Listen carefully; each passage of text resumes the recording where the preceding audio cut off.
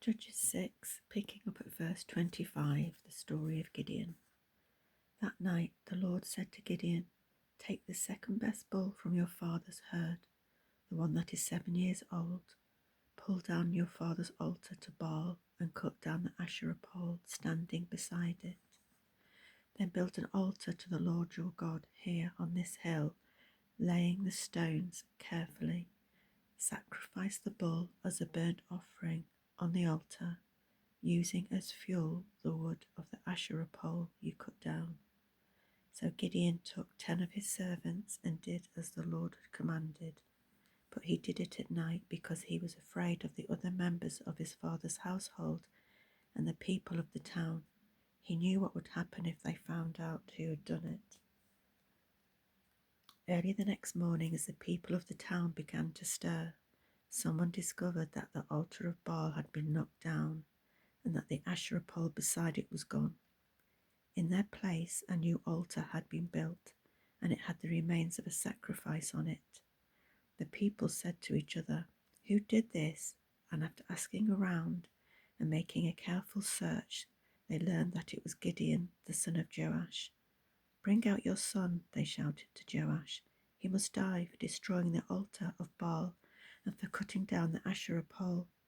But Joash shouted to the mob, "Why are you defending Baal?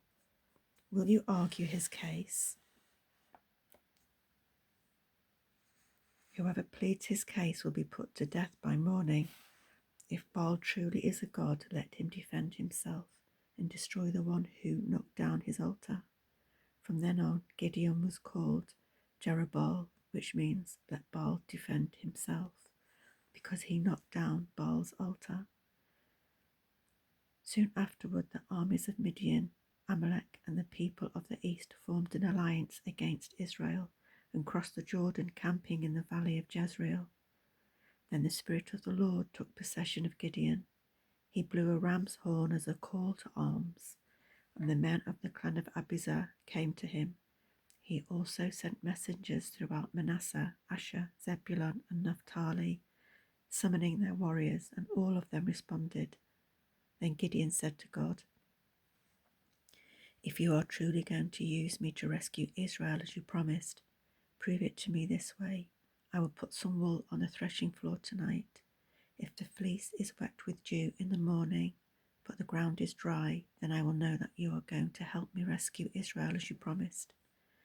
And it happened just that way.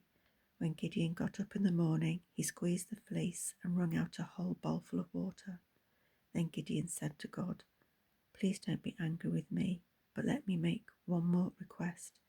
This time let the fleece remain dry while the ground around it is wet with dew." So that night God did as Gideon asked. The fleece was dry in the morning, but the ground was covered with dew.